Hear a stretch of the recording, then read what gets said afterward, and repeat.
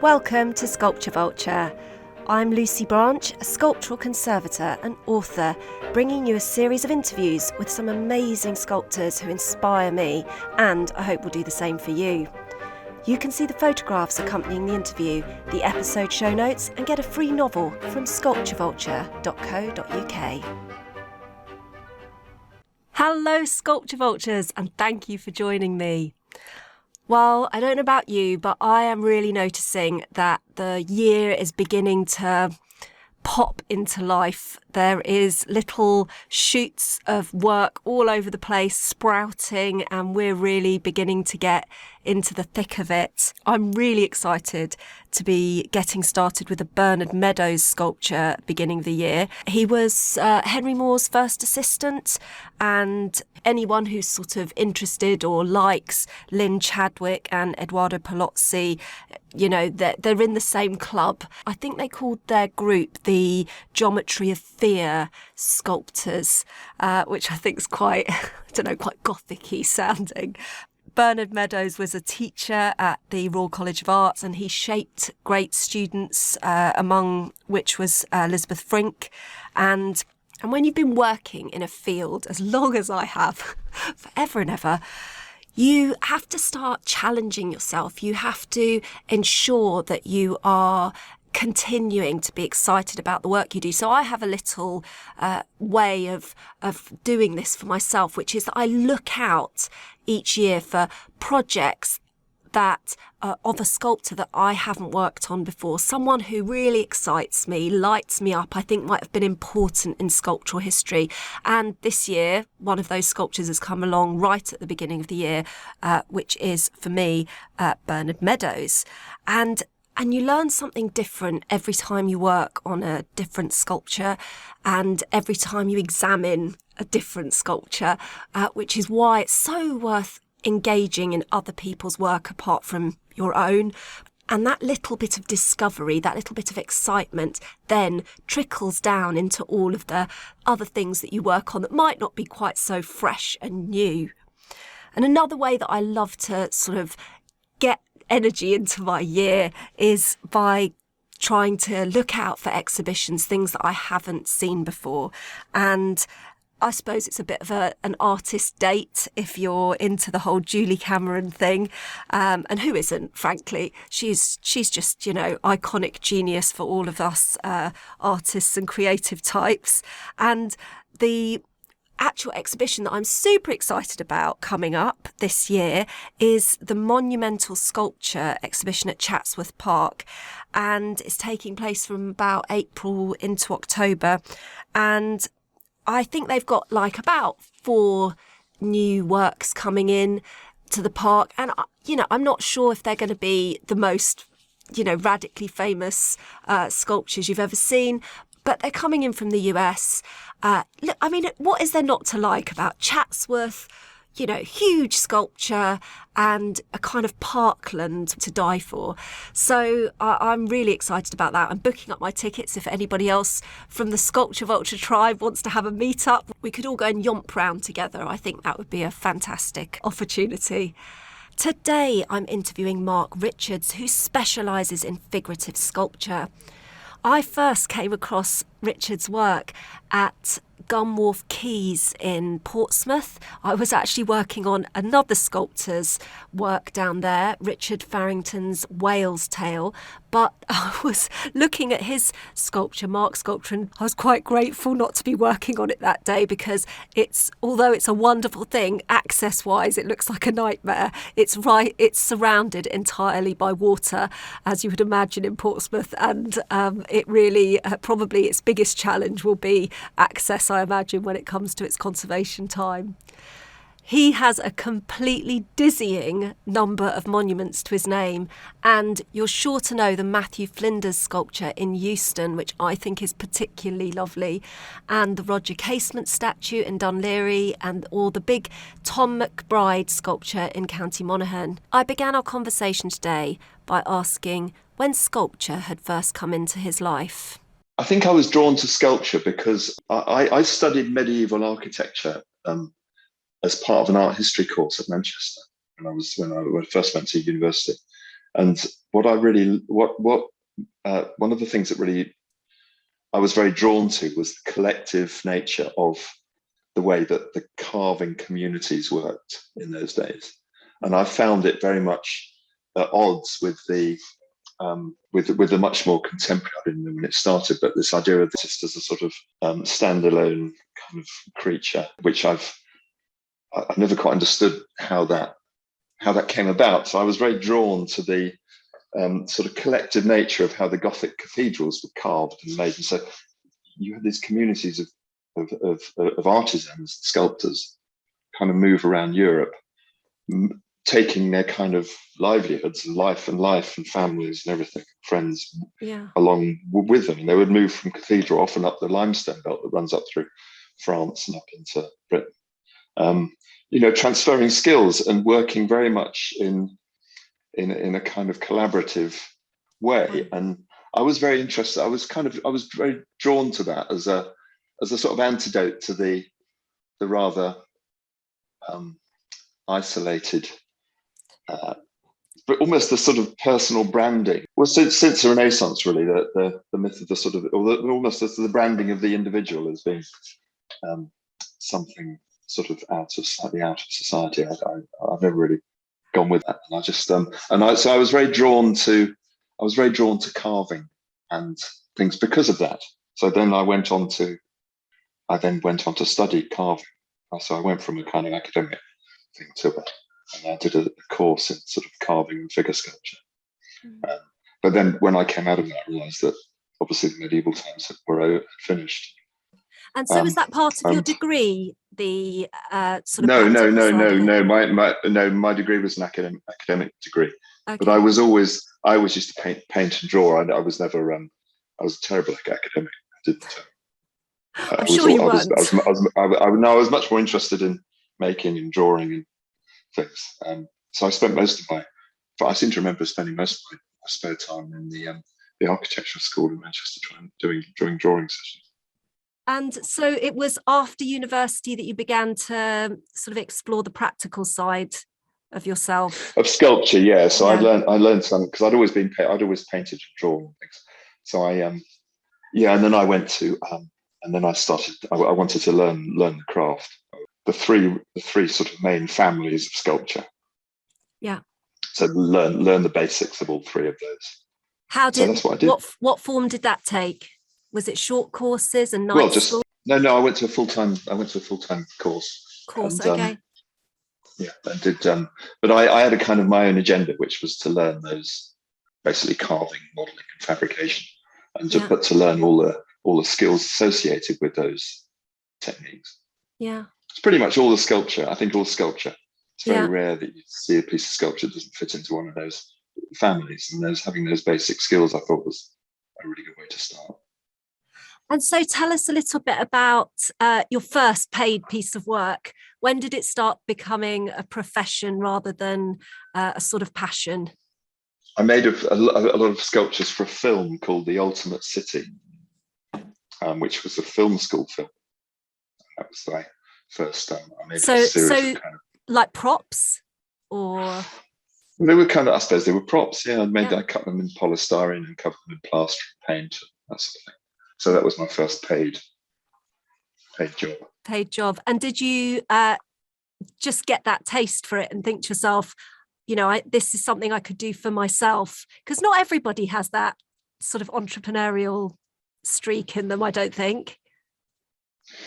Yeah, I just really, I just love making things, and I just thought if I could just get, that's a good point you raise. Actually, is I don't know whether it's an entrepreneurial streak, but I've always been really quite careful to divide the sort of making part of the world from the making creative part of all the stuff to the kind of selling and basically getting the work and doing it. I've always tried to keep those two things quite separate.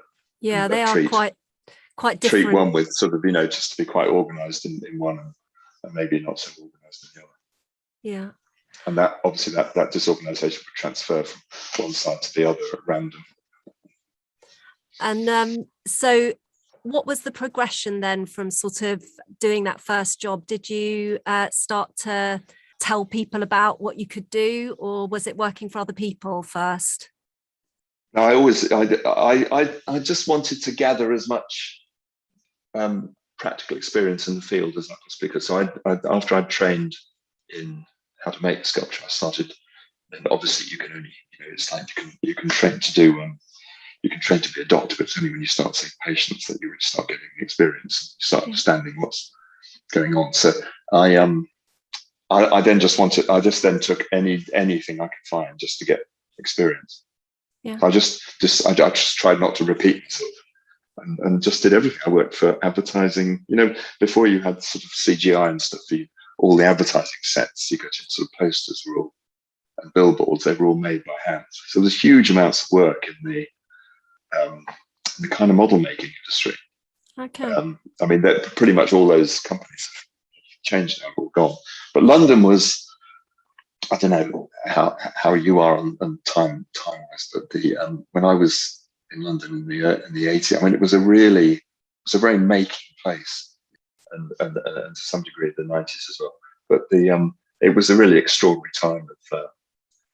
I thought, for somebody who was just like me, sort of hungry to learn how to make things, and using materials and all the opportunities that were there to make money, learning how to do it were great. It was a very lovely time for me. I mean, you seem to have found a niche, really. There must have been a point where it began to sort of reduce down and specialize. Yeah, I did. Well, then I started specializing in figurative, just pure figuration, and there was there were a lot of commissions to be. A lot of I didn't really start doing private commissions until I was in my 30s. Okay. I was working very much for organizations who were just supplying industries. I was very much a jobbing sculptor, and then I started specializing. So I suppose my figuration started getting. I did 3 years at Madame Tussauds above the shop, and then while the studio was above the exhibition, there was. I mean, now it's an enormous organisation. They've done extremely well with their business. But when I was there for 3 years, and in the kind of post college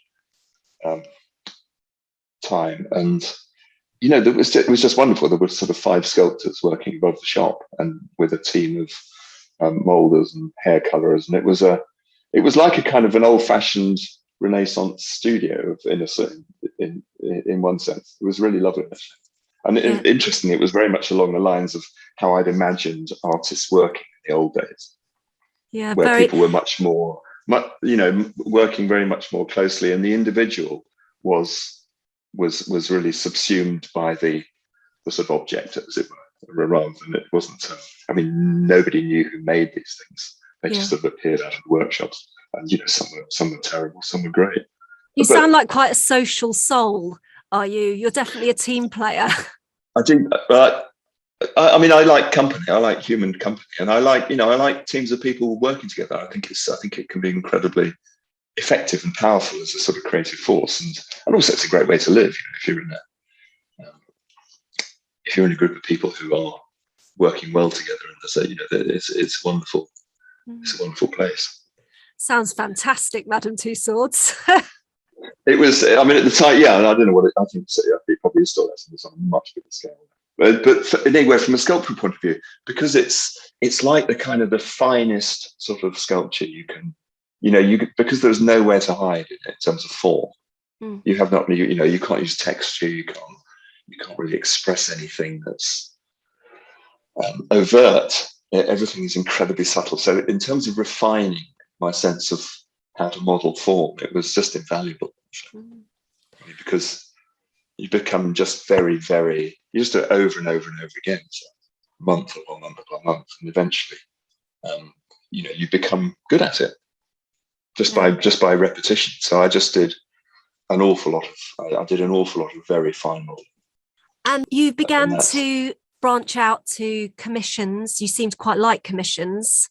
That seems more solitary, maybe, than working in a big studio with lots of other people. Yeah. Yes, it doesn't suit me at all. But you do lots of them. I know.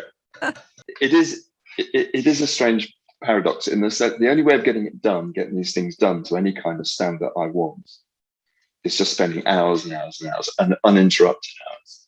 But as a person, it doesn't suit me at all. I'm quite garrulous, loquacious, mischievous.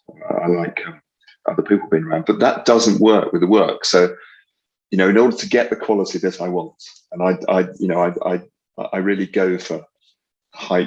I want my public sculpture to be very specific to the place. I wanted to build it around the place. I don't just plonk work into a space. I very much take into account the space. I design it around the community that is that I'm working with, or the organisation. I put a lot of time, a lot of care into it, and that just and then I like to execute it to a very high standard, and that just takes months to do. And so it's odd that my nature is much more gregarious than it allows than the work allows. But then life's never exactly as you want it to be, is it? No, and also I kind of think sometimes it teaches you things, right, about yourself, especially if it's the opposite of what you would have assumed about yourself. So you clearly part of your creative practice is long hours, but alone. I mean, you discover stuff, I think, in long hours alone. Yes, and I think you're right. And I'm not sure whether one comes out with any great revelations, but I think it certainly allows time. It allows space for the work to take on something that probably wouldn't be there, in a kind of group workshop, above the waxworks. That wouldn't happen. It was far too social. I was going to say, I think that the public, when they look at sculpture, they often, again, they think about it being a process where you were kind of struck just by this sort of desire to create. And, you might have done a lot of work in a very short time because it was sort of spontaneous, but actually it's a process the same as any other, right? I mean, you get into a place of creativity where things flow, but it isn't just, one morning I woke up and I just made this thing. It again, it's kind of like the myth of the artist there again. Yes, absolutely. I think it's just, I think there probably is, there are obviously occasions when that has happened. The main thing that's got in the way of producing things to where I want to be as a client. Most of the clients I've got with have been brilliant, but it's usually when the client has interfered somewhere along the line that those are the things that haven't quite gone the way translated for me.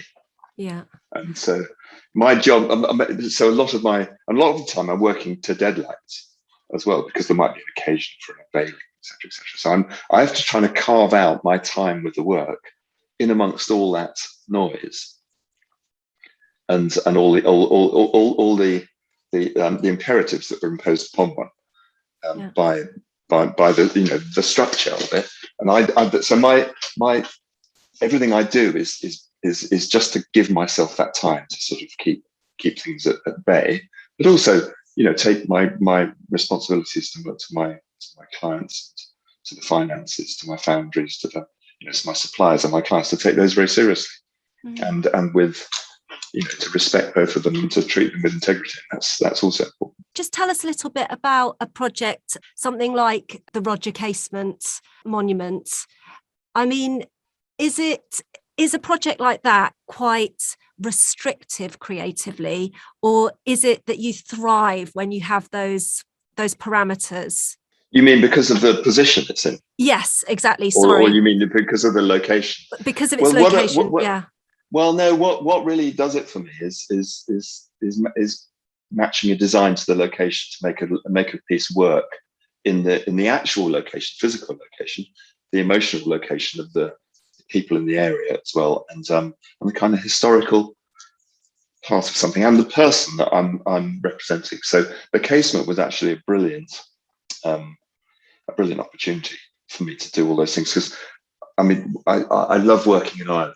I love working with with the people, all the people I've worked with in Ireland are just fantastic. They have huge a kind of respect someone works. It's a sort of it's suggesting that other people don't respect, but they they have a lot of regard and they're incredibly supportive to the artists they're working with, and that's.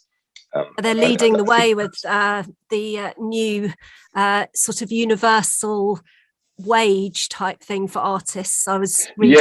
Yeah, absolutely. Yeah. They you mean with the tax free until 50,000 euros or something? Yeah, it's great, isn't it?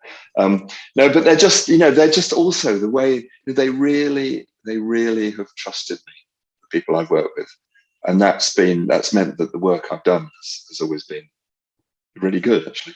Yeah. And I think it's as good as it possibly. I say it's really good. It's as good as it possibly can be. And with the casement piece, it's a little known fact actually that the first one I did, I designed the piece with them around a series of maquettes, and then I presented the final work. It was 2 years ago now, and I looked at it and I went over to present it to a theatre full of people in Dundee, present for photographs of the piece that I'd done in the studio. And I looked at it and I was thinking, and I looked at the location, and I just thought, I just had this horrible realization it just wasn't going to work. Okay. So I walked back to the theatre to do the presentation, which is a 45-minute talk I was giving. I ran through the whole thing, and then found myself saying, "You can't have it," and because I think it's shit. Oh no! How did that go down? Words to that effect.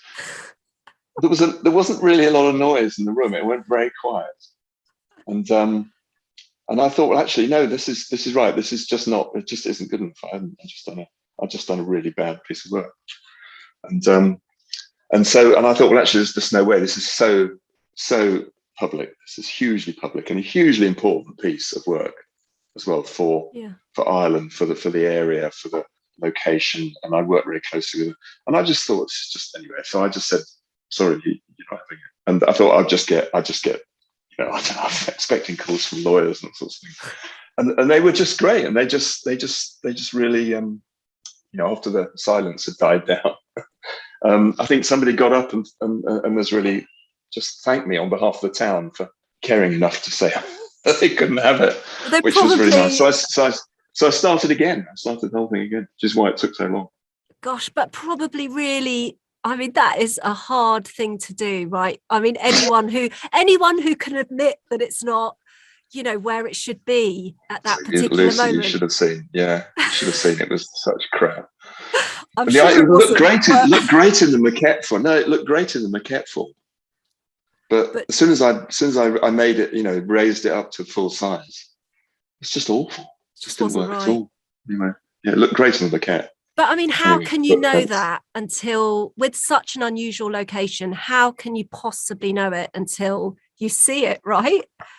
Well, in one sense, but I should know. I've done enough of this. I should know. But actually, you know what? I knew long before I finished it. But because I'd been given the commission on the strength of that maquette, I thought, well, I can't change it because that's like breaking the trust of the whole thing.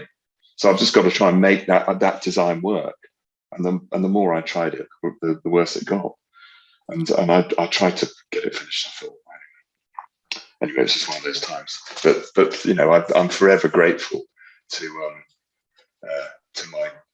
my clients over there who were just amazing. Really. Who believed in you. And then luckily we had the lockdown, so all the building work stopped. So it was fine. You I don't didn't hold anything up. You don't think hold up anything up in the end. You sort of added to the generated it. Yeah, I suppose. Yeah. But I mean, which is great. Yeah. You say like you had this slight intuition that it wasn't going the way you'd wanted to. I mean, does that mean that going forward, if you felt that earlier, you'd stop yourself again? I mean, sometimes it comes right. Sometimes you're working on something and you think this is the worst thing I've ever produced. And then suddenly it turns a corner. It's really hard to know whether it will turn the corner or not, but you kind of, mostly you just trust, or I do anyway. Yeah, I think you just got to acknowledge if you can feel it. But sometimes you just have a bad day and you've got to come in the next morning. Obviously, you don't want to sort of change your mind every 24 hours. But you've got to give things let things settle and let Yeah. yourself settle with this. I mean, the best way of finishing work, which we rarely get the opportunity to do, is to do as much as you possibly can and stop and then come back 3 weeks later and have a really good look at it, because then you've got you're calmer, you're not so kind of mad in the head for it, you're not exhausted, Yeah. and that's a really good way of looking into something as whether it's good work or not. But, I always try to do that with snagging. Like I always try to leave a period, and that obviously contractors on site, they go mad if they can't see they're working. All the work we do is in situ, but there's usually, I don't know, building site around you. But if you're not there, they're ringing you up saying, "Where are you? Where are you?" And to try and explain that you're trying to, get some fresh eyes on the job, it doesn't go down well. It's a difficult thing to write in that, isn't it? Yeah. You've got to call it something else, Lucy. Call it something else in the future. I know, but the thing is, often I have to say things like, call it drying time. Call it drying time. Curing time's even better, because nobody can see anything curing. Yeah. Sorry. Yeah.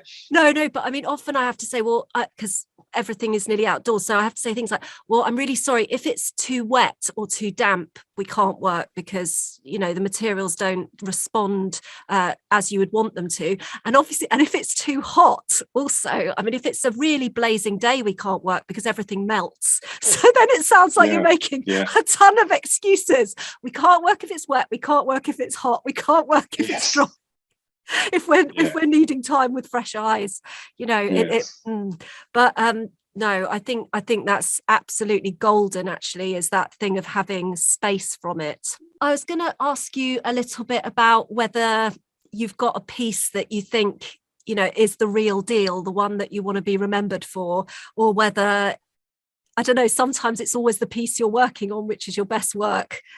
I mean, I think I just don't have that. I don't look at it like that at all. You don't? It's just no.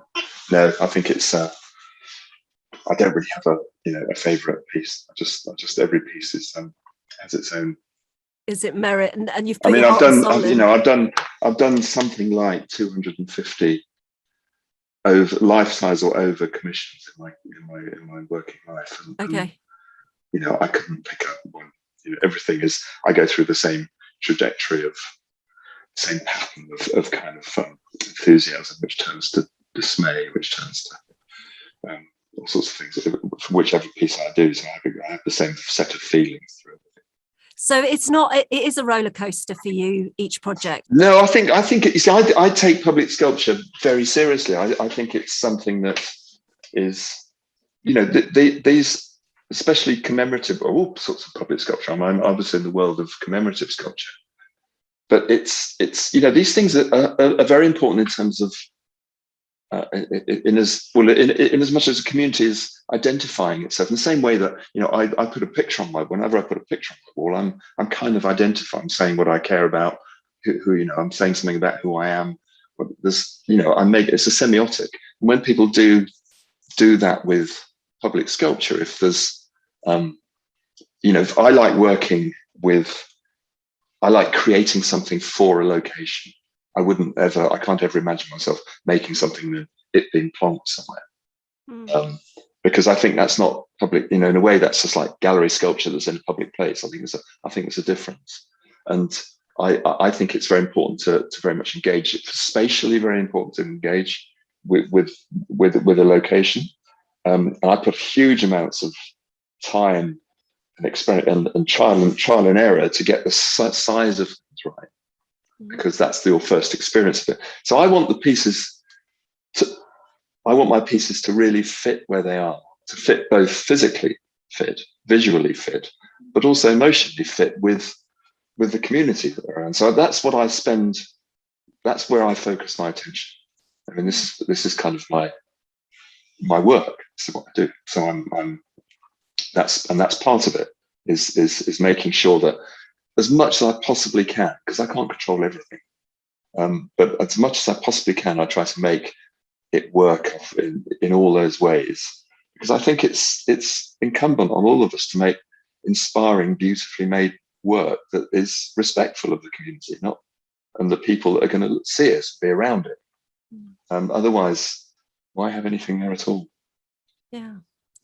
Well, I see an awful lot of love towards sculpture. I know that, sculpture has had some sculptures had a bad rap recently, but there's also a huge amount of love and care taken, and even the tiny gestures. There's some sculptures we work on that have different flowers put in every week, in the hand of a sculpture, and you just see the community, how much they love it and they care about it and how much they identify with it. Sense of ownership. Yes. Yeah.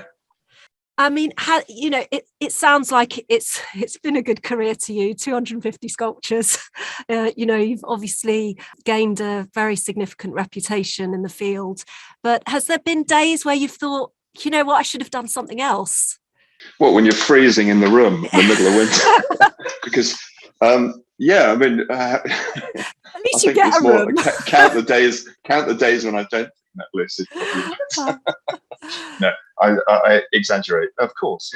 I've done. I can. Do you? Yeah, I mean, I frequently, what would particularly you in have January, I would. When I'm breaking the ice on the sculpture before we start work, I kind of think maybe I should have worked in an office. But no, I couldn't think of doing anything else other than spending my time worrying about sculpture and making sure that it will be here in future. Yeah, I can't remember which sculpture studio it was, but it was certainly the moment I walked into a sculpture studio. Yeah. I kind of felt at home from the moment. And so, when you get that feeling, you just kind of, you just put up with anything really to keep that going. Yeah, I agree. Can you tell everyone where they can find out more about you if they'd like to? I've got an Instagram thing called Mark Richards Sculpture. That's on Instagram. And my website is called markrichardsSculpture.com. One of the things I was quite fascinated with was that you seem to have an Instagram page for the different projects sometimes. I thought that was quite interesting.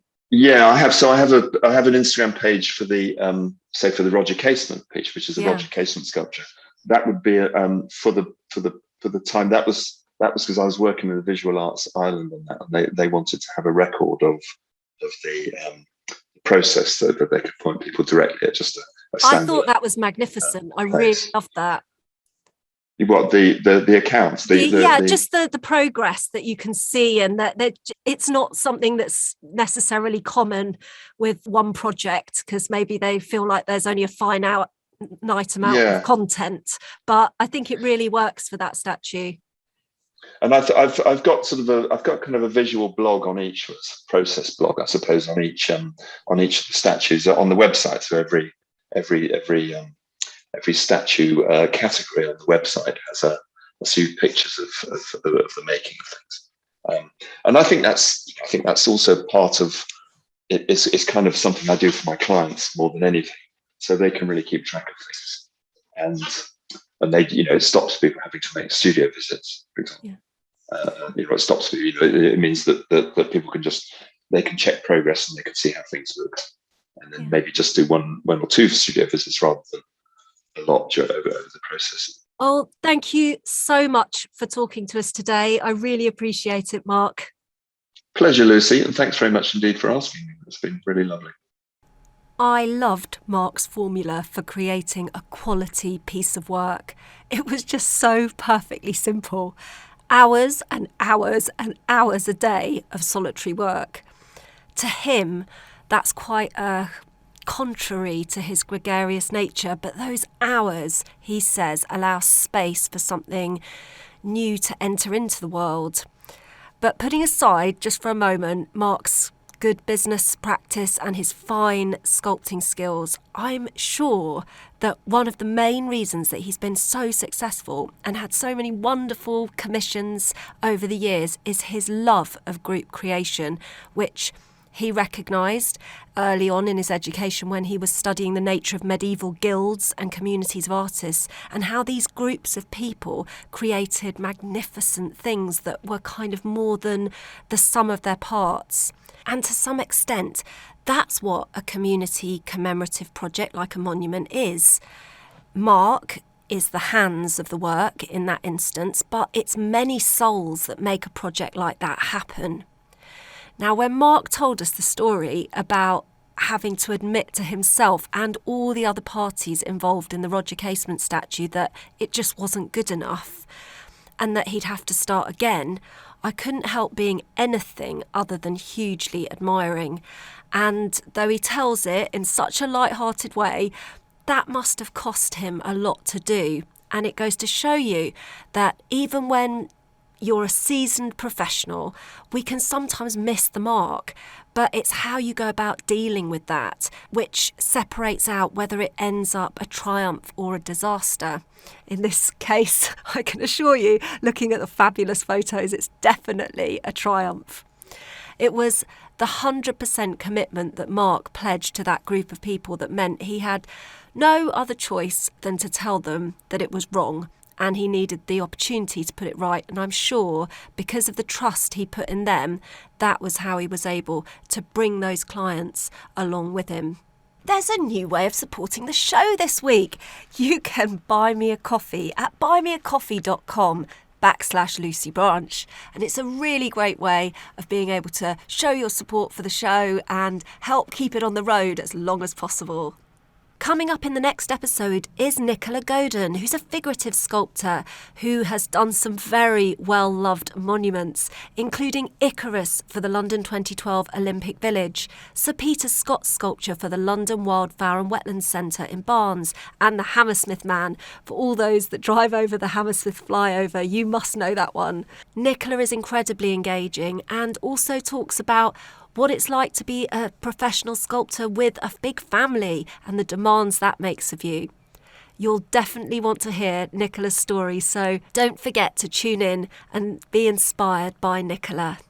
If you're looking for a new book, please consider one of my novels about the dark side of the art world, where sculpture is always at the heart of the story.